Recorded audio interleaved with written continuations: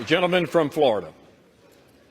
My colleague says we've passed the strongest border bills in history. Well, guess what? Look at the border right now. We didn't use sufficient leverage in the debt limit or in any other thing to actually get results on the border. The border is a disaster, really something I don't think you're going to be campaigning on, that you fixed the border. Second, you said you streamlined regulations. What the gentleman from Louisiana doesn't tell you is that all of the regulatory reform he was just bragging about is waivable by the stroke of a pen of someone in the Biden White House.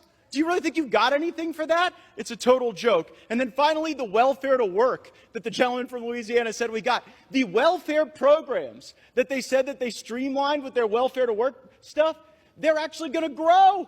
Because while they did work requirements, they blew out those programs with expanded eligibility. I'm real glad you guys didn't put work requirements on Medicaid. It probably would have resulted in Medicaid expansion.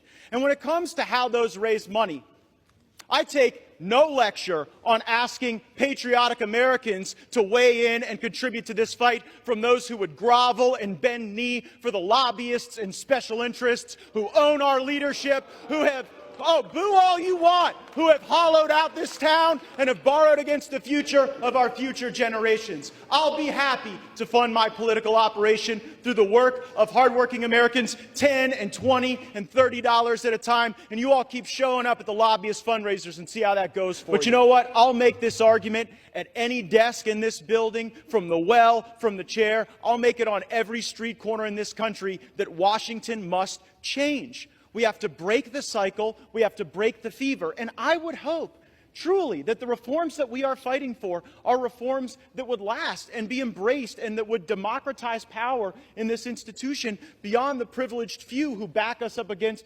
shutdown politics and Christmases and deadlines in order to achieve their objectives. Mr. Speaker, high inflation is on the verge of bankrupting American families. Our economy is breaking in half. A typical American family can't afford to buy a house in 99% of U.S. counties. Inflation is stealing more than $700 a month from working Americans, nearly $9,000 a year. Kevin McCarthy is the Speaker of the House of Representatives, and he has failed to take a stand where it matters. So if he won't, I will.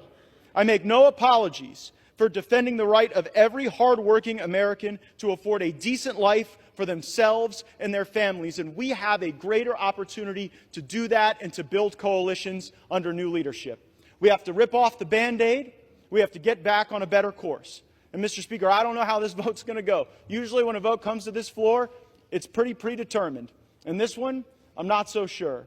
But I am sure that we've made the right argument, that this place deserves single-subject spending bills, that we should have 72 hours to read a bill, that something that spends more than $100 million shouldn't be put on the suspension agenda such that we can't amend it, and there shouldn't be secret side deals made on a continuing resolution to lump Ukraine in with border security. That is not right for Ukraine or border security, because it fails to give either of those issues the dignity that they would require. But we can return that dignity to this House. We can get back on a better path. We can have single subject appropriations bills. We can set a budget top line. We haven't had a budget in this place since I was in high school. So let's get a budget.